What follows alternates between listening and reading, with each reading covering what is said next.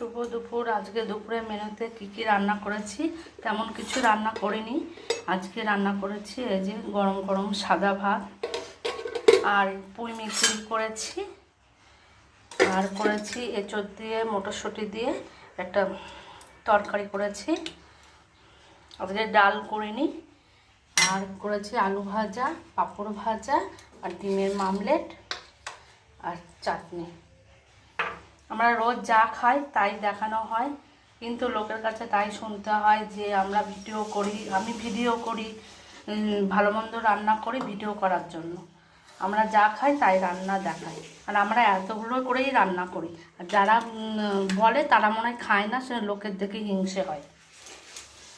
আর আমাদের আত্মীয় স্বজনরা জানে যে আমরা কি রান্না করি, কি কত রকম করেই রান্না করি। কে কী ভাবলো দেখে লাভ নেই।